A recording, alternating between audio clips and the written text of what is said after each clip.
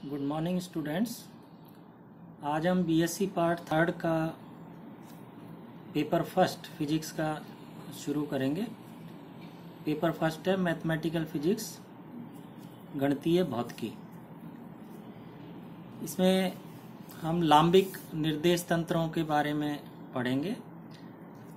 First topic है orthogonal curvilinear coordinate system या लांबिक वक्ररेखीय निर्देश तंत्र।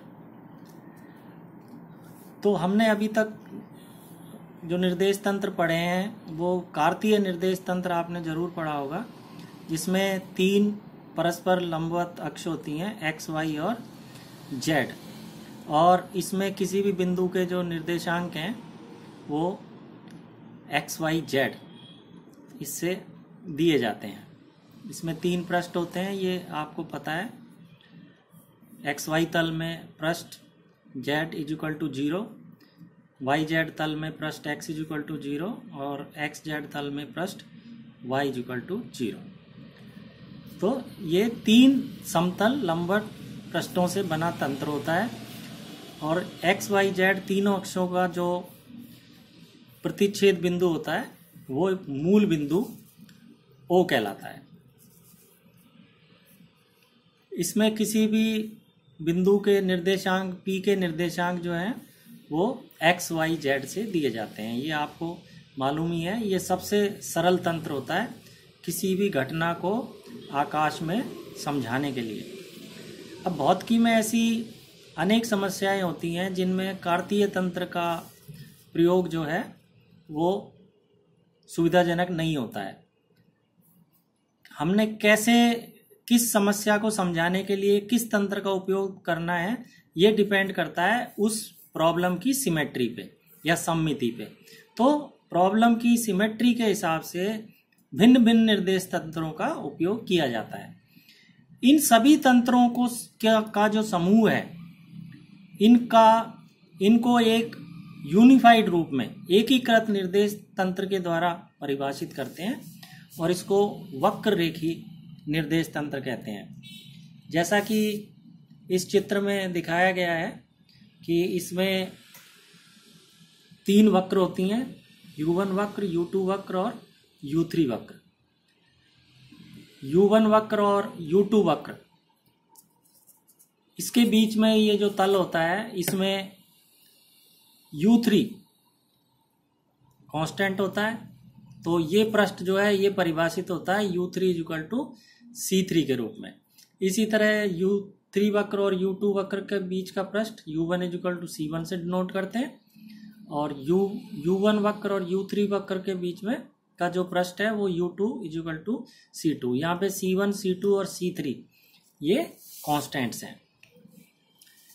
U1, U2 और U3 वक्र का जो प्रतिच्छेद बिंदु है उसको O से डिनोट करते हैं और ये मूल बिंदु कहलाता है। मूल बिंदु से अगर अपन U2 वक्र पे स्पर्श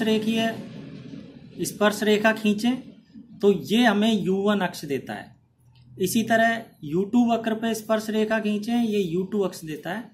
और U3 वक्र पे अगर हम टेंजेंट खींचें या स्पर्श रेखा खींचें तो U3 अक्ष हमें मिल जाती है।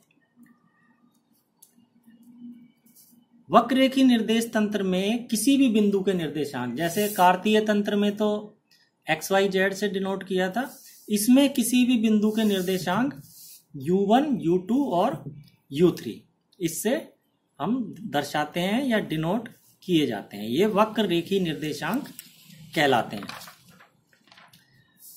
अब हम देखेंगे कि लांबिक वक्ररेखी निर्देश तंत्र यानी ऑर्थोगोनल कर्वीलिनियर कोऑर्डिनेट सिस्टम क्या होता है। यदि किसी वक्ररेखीय निर्देश तंत्र के तीनों पृष्ठ या तीनों अक्ष परस्पर लंबवत होते हैं तो ऐसा वक्ररेखीय निर्देश तंत्र लांबिक वक्ररेखीय निर्देश तंत्र कहलाता है। जैसे कि इस शब्द में भी छुपा हुआ है लंब, यानी अगर तीनों पृष्ठ परस्पर लंबवत हों या तीनों अक्ष परस्पर लंबवत हों तो ये लांबिक वक्ररेखीय निर्देश तंत्र कहलाता है। जिसका उदाहरण, अब कार्तीय तंत्र सबसे सरल उदाहरण है, तीनों अक्ष परस्पर लंबवत होती हैं। इसी तरह बेलीय तंत्र यानी सिलेंड्रिकल कोऑर्डिनेट सिस्टम, गोलीय तंत्र स्फेरिकल कोऑर्डिनेट सिस्टम, ये भी लांबिक वक्ररेखीय निर्देश तंत्र कहलाते हैं।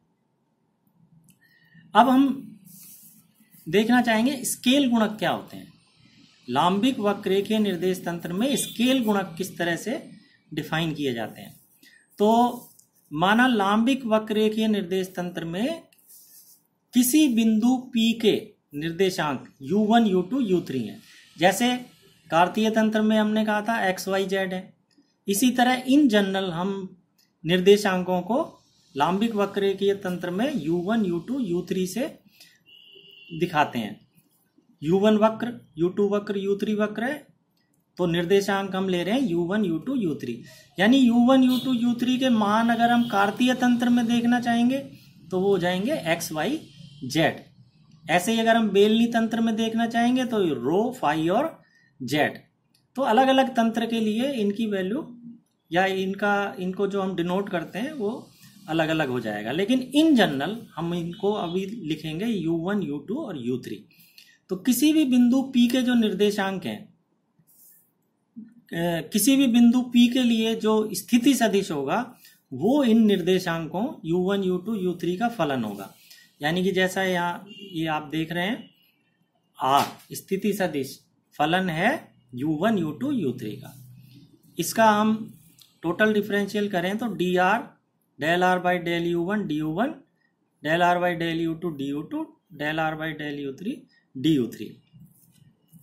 अब इन आंशिक अवकलजों को, तीन हमें आंशिक अवकलज यहाँ नजर आ रहे हैं, del r by del u1 ये और ये, इनको हम लिख देते हैं b1, b2 और b3। इन तीन वेक्टर से इनको डिनोट कर देते हैं। तो यहाँ पर ये जो b1, b2, b3 है, या इनको हम संकलित रूप में लिख दें तो bi, जहाँ i is equal to 1, 2, 3 is equal to del r by del ui, ये आधार सदिश कहलाते हैं। b1 आधार सदिश की दिशा u1 अक्ष की ओर होती है, b2 की u2 अक्ष की ओर होती है और b3 आधार सदिश की u3 अक्ष की ओर होती है। इन आधार सदिशों के जो परिमाण हैं यानी bi मॉडुलस, जिसको हम इस तरह भी लिख सकते हैं del r by del ui modulus, इसको डिनोट करते हैं hi से। और ये जो hi हैं ये स्केल गुणक कहलाते हैं। यानी तीन स्केल गुणक होंगे h1, h2 और h3, और वो डिफाइंड होंगे b1 के मॉडुलस से, b2 के मॉडुलस से, b3 के मॉडुलस से, या इससे लें तो del r by del u1 modulus, del u2 modulus और del u3 मॉडुलस। तो ये स्केल गुणक कहलाते हैं, उसका सूत्र है। अब मान लो u1 अक्ष के अनुदिश जो इकाई सदिश है वो हम लेते हैं e1, u2 अक्ष के अनुदिश लेते हैं e2 और u3 अक्ष के अनुदिश लेते हैं e3, e1, e2 और e3। यानी इन जनरल हम कहें कि bi आधार सदिश के अनुदिश एकांक सदिश हमने ले लिया ei, तो हम लिख सकते हैं सदिश bi इज इक्वल टू इस सदिश का परिमाण और इसकी दिशा ei कैप। तो ये परिमाण हमें पता ही है आधार सदिश का hi होता है, तो this is equal to hi ei। अब ये वैल्यू जो है bi is equal to hi ei, ये हम यहां पर रख सकते हैं। b1 की जगह आ जाएगा h1 e1, b2 की जगह h2 e2 और b3 की जगह h3 e3। तो ये देखिए dr की वैल्यू अपने पास आ जाएगी, वो पुट करने के बाद h1 e1 du1, h2 e2 du2, h3 e3 du3। तो हम देखते हैं dr को अपन तीन रूप से प्रदर्शित कर सकते हैं। ये आंशिक अवकलजों के रूप में हो गया मान dr का, ये आधार सदिशों के रूप में हो गया dr का मान, और ये हमारा हो गया स्केल फैक्टर्स के पदों में h1, h2 और h3। यानी dr को हम तीन तरह से लिख सकते हैं। dr इज इक्वल टू संकलित रूप में हम लिख रहे हैं sigma i 1 to 3 del r upon del ui du, ये तो आंशिक अवकल के पदों में हो गया। ये आधार सदिश के पदों में हो गया bi dui, i तो वो है ही है, i is equal to 1 to 3 क्योंकि त्रिविमीय समष्टि है, तो 3 डायमेंशनल स्पेस में i की वैल्यू 1 से 3 तक होगी। और इसी तरह हम तीसरा देख लेते हैं। तो ये स्केल फैक्टर्स के पदों में आ जाएगा, HI DUI EI। तो जैसा भी जिन पदों में भी हम रखना चाहें, जो यूज करना चाहें, वो हम इन तीनों में से कोई एक चुन सकते हैं। ये सूत्र आपको याद रखना है, ये इम्पॉर्टेंट है। ये बहुत जगह इसको यूज किया जाता है। हम जब भी कोई प्रॉब्लम वगैरह सॉल्व करते हैं तो इनमें से किसी ना किसी का यूज होता है। अब जैसे ये तो इसका फॉर्मूला हो गया, भाई स्केल गुणक क्या होते हैं, उसका सूत्र क्या होता है। लेकिन अगर आपसे पूछा जाए कि भाई कार्तीय निर्देश तंत्र में स्केल गुणकों के मान प्राप्त कीजिए, तो हम किस तरह से करेंगे, इसको किस तरह से फॉर्मूले पे अप्लाई करेंगे। तो सबसे पहले तो हम ये देखेंगे कि भाई स्केल गुणक का फॉर्मूला क्या होता है। तो स्केल गुणक का फॉर्मूला हम देखेंगे कि HI होता है del R by del UI का मॉडुलस, या आधार सदिश का मॉडुलस। यानी हमें इसमें एक तो R चाहिए, स्थिति सदिश, बिंदु का स्थिति सदिश कार्तीय तंत्र में। तो वो ये आ गया। कार्तीय तंत्र में स्थिति सदिश क्या होता है, हमें पता है XI plus YJ plus ZK। XYZ निर्देशांक हैं, कार्तीय निर्देशांक हैं किसी भी बिंदु के, और IJK इकाई सदिश हैं, X अक्ष की ओर, Y अक्ष की ओर, और ये Z अक्ष के अनुदिश। तो ये तो हमें R प्राप्त हो गया। इसके बाद ये UI है। UI मतलब I का मान 1 रखेंगे तो ये U1 हो जाएगा, del R by del U1। तो यानी पहला वाला स्केल फैक्टर इस सूत्र से आ जाएगा। अब U1 जो है कार्तीय तंत्र में, U1 यानी पहला निर्देशांक हमें पता है X होता है, तो U1 बराबर हम X रख देंगे। फिर U2 I बराबर 2 रखेंगे, तो U2 कार्तीय तंत्र में दूसरा निर्देशांक हमें पता है Y होता है, तो U2 बराबर Y रख देंगे। और इसी तरह U3 तीसरा जब हम स्केल गुणक निकालेंगे H3, तो U3 बराबर हम Z रख देंगे। तो आप देखिए स्केल गुणक अब बहुत आसानी से हमें प्राप्त हो जाएंगे। I बराबर 1 के लिए पहला स्केल गुणक H1, तो H1 del R by del U1, तो U1 की वैल्यू रख दी del R by del X।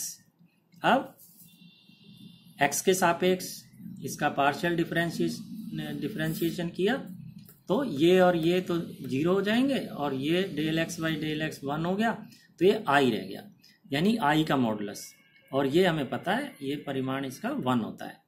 इसको कई बार पहले स्केल गुणक को, कार्तीय तंत्र के को HX से भी डिनोट कर देते हैं, क्योंकि ये 1 से तो ये पता नहीं लगता कि ये कार्तीय तंत्र के लिए है, तो हम सबस्क्रिप्ट इसकी X लगा देते हैं 1 की जगह। तो HX का मतलब हो गया कि कार्तीय तंत्र में पहला स्केल गुणक, तो वह 1 होता है। इसी तरह से जब I बराबर 2 रखेंगे तो H2 वही प्रोसेस है, del R by del U2 हो जाएगा अब U1 की जगह, ये X की जगह Y हो गया क्योंकि U2 बराबर Y होता है। और जब इसका हम R की वैल्यू रखेंगे तो अब ये और ये 0 आएंगे, और ये आपका हो जाएगा del Y by del Y 1 हो जाएगा, और ये आ जाएगा मॉडुलस J। तो दिस विल बी 1। और इसको भी हम फिर H2 से तो डिनोट करते ही हैं, चाहे तो इसको हम HY से भी डिनोट कर सकते हैं। इसी तरह I बराबर 3 से H3 आ जाएगा, इसमें U2 की जगह U3 आ गया, यहाँ Y की जगह Z आ गया, तो ये हो गया मॉडुलस K। तो this will again be equal to 1। तो in this way we see that the scale factors in case of Cartesian coordinate system या कार्तीय निर्देश तंत्र में स्केल गुणकों के मान हमें प्राप्त हो जाते हैं 1 1 1। तो अगर आपसे क्वेश्चन ये पूछा जाता है कि कार्तीय निर्देश तंत्र में स्केल गुणकों के मान प्राप्त कीजिए, तो हम आसानी से इस प्रोसेस से हम निकाल सकते हैं। इसी तरह से बेलनी तंत्र के लिए पूछा जाए कार्तीय की जगह, तो बेलनी में भी प्रोसेस यही है, वहाँ ये R का मान कुछ और आएगा, ठीक है ना। और जो निर्देशांक हैं वो भी उनके यहाँ पे XYZ हैं, वो रो फाई Z हो जाएगा। इसी तरह गोलीय में अलग निर्देशांक आएंगे, तो वो हम आगे पढ़ेंगे उसको। तो इस तरह से हम देखते हैं कि किस तरह से हम स्केल गुणकों के मान प्राप्त कर सकते हैं। Thank you.